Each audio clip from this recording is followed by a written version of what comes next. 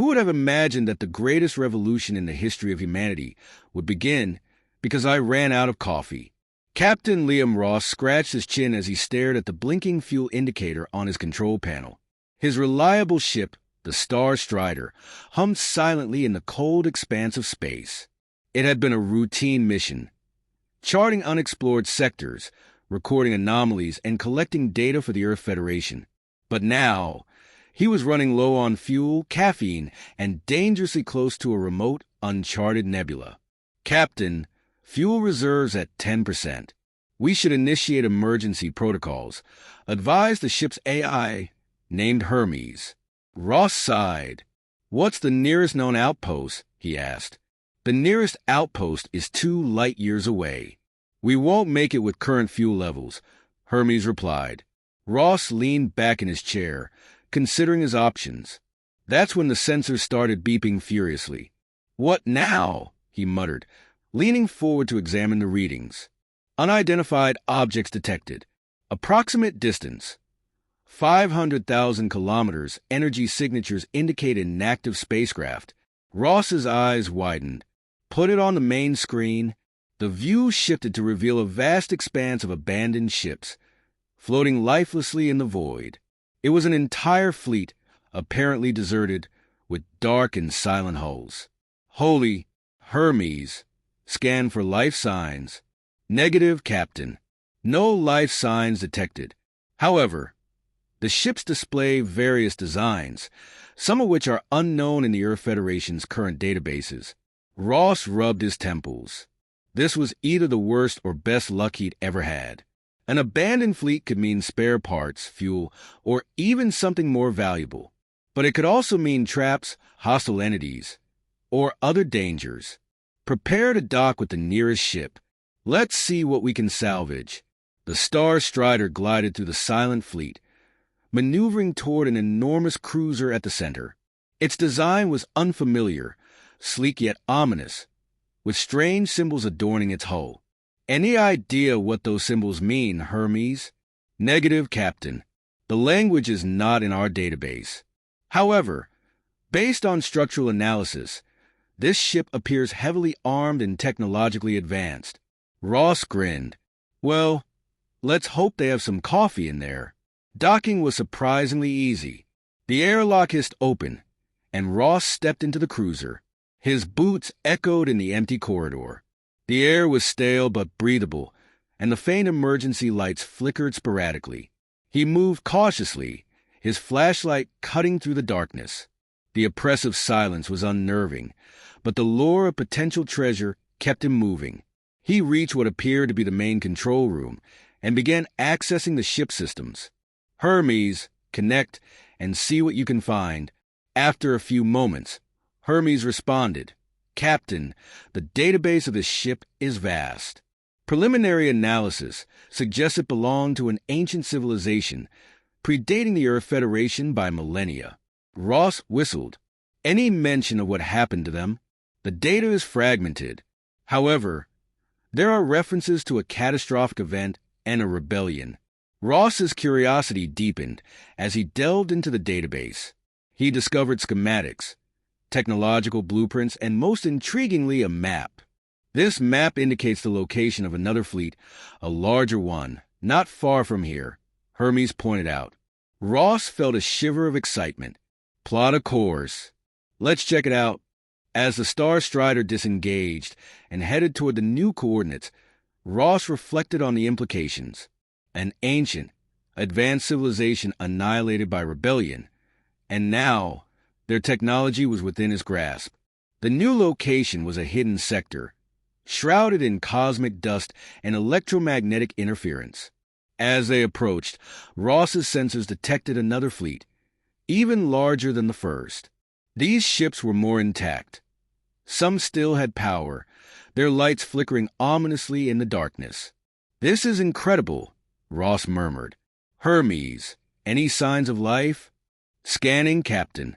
Multiple life signs detected. Species unknown. Energy signatures indicate they are in stasis. Ross's heart raced. He was about to awaken an ancient alien race, potentially hostile, with technology far beyond human capabilities. But the potential rewards were too great to ignore. Prepare to interact with their systems. Let's see if we can wake them and find out what happened here.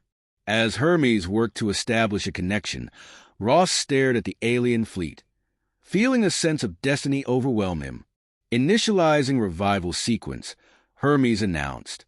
Lights flared to life throughout the fleet as stasis pods began to activate.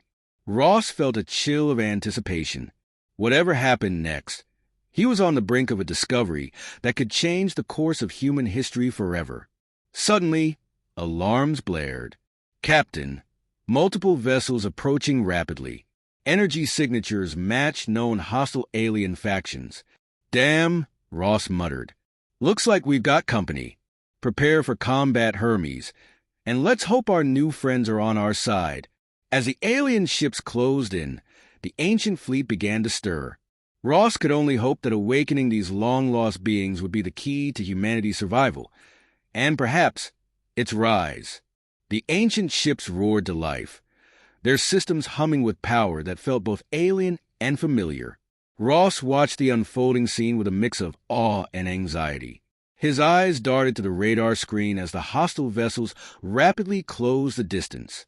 Hermes, how long until those ships are within firing range? Approximately 3 minutes, Captain. Recommend immediate defensive maneuvers. Ross nodded. Activate all defensive systems, and let's hope our new friends know how to handle a fight. As the Star Strider's shields came online and its weapons powered up, Ross focused on the alien fleet. The first of the stasis pods began to open, revealing tall, pale, and elongated figures that blinked in the sudden light. Their eyes glowed with a mysterious blue hue, and their movements were fluid, almost ethereal. One of the figures, taller and more imposing than the rest, stepped forward and approached the central console. It touched a series of controls, and a holographic interface appeared, filled with symbols and diagrams that Ross couldn't decipher. Hermes, can you translate any of this? Working on it, Captain. This language is highly complex, but I'm making progress. The alien leader turned toward the Star Strider, and for a moment, its glowing blue eyes locked with Ross's. Ross raised a hand in what he hoped was a universal gesture of peace. The alien responded with a nod before returning to its console. Moments later, a series of commands were issued, and the ancient ship's weapon systems came online. Ross felt a surge of relief. They were preparing for battle. Captain, translation complete. The leader is issuing orders to engage the incoming threats. They recognize the hostile ships as an ancient enemy known as the Clacks. Let's hope they're not too tough, Ross muttered. The alien fleet moved with precision and coordination that spoke of advanced training and discipline. As the Clacks ships entered firing range, the first volleys of plasma fire lit up the void. Explosions erupted in the distance as the ancient fleet unleashed its arsenal. The Star Strider shuddered as it returned fire with its laser cannons. Hermes, status report. Shields are holding at 80%. Minor hull damage sustained. The enemy fleet is suffering significant losses. Ross watched as the alien leader coordinated the defense with near-perfect efficiency. The ancient ships moved in harmony, their weapons targeting the Clacks' vessels with deadly accuracy.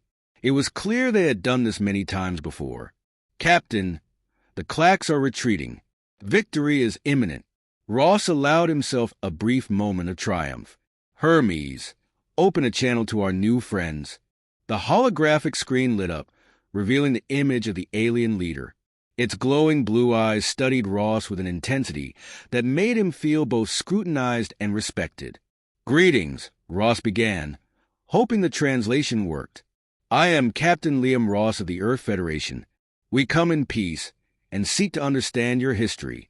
The alien leader nodded slowly, its expression unreadable. I am Econ of the Cell Naga. We have been dormant for millennia, awaiting the moment when we could rise again. Your arrival has awakened us.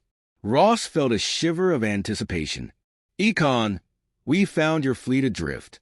Your technology far surpasses ours, and we hope to learn from you. Econ's gaze softened slightly. You fought bravely alongside us, Captain Ross. The Clacks are a relentless enemy. Long ago, they destroyed our civilization. We have been waiting for the right time to strike back and reclaim our legacy. Ross's mind raced. An alliance with the Cell Naga could change everything for humanity. Their technology, their knowledge. This was an unprecedented opportunity. Econ, I propose an alliance. Together, we can defeat the Clacks and rebuild what was lost. Econ regarded him thoughtfully. An alliance? Yes, perhaps it is time. But know this, Captain Ross. The path ahead will be fraught with danger. The Clacks will not rest until they have eradicated all who oppose them. Ross nodded, determination burning in his eyes. We're ready. No matter the cost, we'll stand with you. Econ extended a hand, a gesture that transcended the boundaries of their different species. Ross gripped it firmly, sealing the pact between humanity and the Cell Naga. Very well, Econ said. Our first task is to secure this sector and establish a base of operations. There is much to do and little time to do it. The combined fleet of the Star Strider and the Cell Naga ships approached the central planet of the sector. It was a desolate world, covered in the ruins of an ancient civilization, its surface scarred by countless battles. As the ships descended, Ross couldn't help but feel a mix of awe and sadness. This had once been a thriving hub of Cell Naga culture, now reduced to rubble by the relentless Clacks. Captain Ross, we've identified a suitable location for our base of operations, Hermes reported. There's an intact facility near the planet's equator. It appears to be an ancient military installation. Let's secure it, Ross ordered. The Clacks won't take long to realize what we're doing. As the ships landed, Ross led a team of human and Cell Naga soldiers toward the facility. The air was thick with dust, and the silence was oppressive. Econ walked alongside Ross, his glowing blue eyes scanning their surroundings. This place was once a fortress of our people, Econ said quietly. It is fitting that we begin our resurgence here. The facility was in remarkably good condition, its systems still operational after all these years. As Hermes and the Cell Naga engineers began fortifying the defenses and restoring the infrastructure, Ross and Econ stood on a balcony overlooking the central courtyard. There's much work to be done, Ross said. But with your technology and our determination, we can turn this place into a fortress. Econ nodded. The Clacks will come for us. But this time, we'll be ready. Days turned into weeks as the base took shape. Human and Cell Naga soldiers trained together, sharing knowledge and forging bonds of camaraderie. The facility buzzed with activity as weapons were calibrated, defenses were reinforced, and plans were made. One night, as Ross reviewed the latest intelligence reports, Hermes spoke. Captain, we've detected a large Clacks fleet on an intercept course. Estimated time of arrival, 24 hours. Ross felt a surge of adrenaline. Alert all personnel. Prepare for battle. The following day was a frenzy of preparations. The base was a hive of activity, with soldiers and engineers working tirelessly to ensure everything was ready. Ross and Econ stood side by side in the command center, watching the tactical screens. Here they come, Ross murmured as the Clacks fleet appeared on the sensors. The sky above the planet darkened as the Clacks ships descended. They were sleek and menacing, their hulls bristling with weapons. The air was thick with tension as the enemy fleet closed in. All units, engage, Ross ordered. The battle was fierce and chaotic. The Cell Naga ships, with their advanced weaponry, unleashed devastating volleys of plasma fire. The Star Strider and other human ships provided support, their laser cannons blazing. Ground-based defenses roared to life, filling the sky with a deadly web of energy blasts. The Clacks fought with relentless ferocity, their ships swarming like angry hornets. Explosions shook the battlefield as ships from both sides were destroyed. Ross was everywhere at once, coordinating the defense, issuing orders, and rallying his troops. Econ was a force of nature, leading his soldiers with unyielding determination. The Cell Naga fought with a ferocity born of millennia of suffering and loss. They were determined to reclaim their legacy, no matter the cost. The battle raged on for hours, the sky a kaleidoscope of fire and smoke, the ground trembling with the force of the explosions. Ross could feel the strain, but refused to falter. They had come too far and sacrificed too much to fail now. As the sun began to set, the tide of the battle slowly turned. The Clacks were relentless, but the combined might of the human and Cell Naga forces was too much for them. One by one, the Clacks' ships were destroyed, their wreckage falling to the planet below. Finally, after what felt like an eternity, the last Clacks ship was destroyed. Cheers erupted from the soldiers as they realized they had won. The Clacks were defeated. Ross stood in the command center, surveying the battlefield. The scene was one of twisted metal and smoking debris, but it was their victory. They had done the impossible. Econ approached, his expression triumphant yet exhausted. "We did it, Captain Ross. We reclaimed our world." Ross shook Econ's hand. "This is only the beginning. Together, we'll rebuild and ensure the Clacks can never threaten anyone again." The days that followed were filled with both celebration and hard work. The base became a beacon of hope and unity, a testament to what could be achieved when different species came together. The Cell Naga began the long process of restoring their civilization, while humanity gained invaluable knowledge and technology. Ross stood on a balcony, overlooking the bustling activity below. The revolution had begun with a chance encounter, a discovery of an abandoned fleet in the vastness of space. That discovery had led to an alliance, a battle, and a victory that would be remembered for generations. As the stars twinkled above, Ross felt a profound sense of satisfaction. The future was uncertain, but for the first time, he felt genuinely hopeful. They had faced the darkness and emerged victorious. Together, they would build a brighter tomorrow. The combined fleet of the Star Strider and the Cell Naga ships approached the central planet of the sector. It was a desolate world, covered in ruins and scars from countless battles. As the ships descended, Ross felt a mix of awe and sorrow. This was once the heart of the Cell Naga civilization, Econ said, his voice filled with a quiet sadness. "Now, it's a graveyard." Hermes interrupted. "Captain, we've identified an intact military facility near the planet's equator. It seems suitable for establishing operations." Ross nodded. "Secure it. The Clacks won't wait long to retaliate." Upon landing, Ross led a joint force of humans and Cell Naga into the ancient structure. Dust filled the air, and silence loomed heavy, but the facility's systems, remarkably, were still functional. Engineers from both species quickly began work, restoring defenses and infrastructure.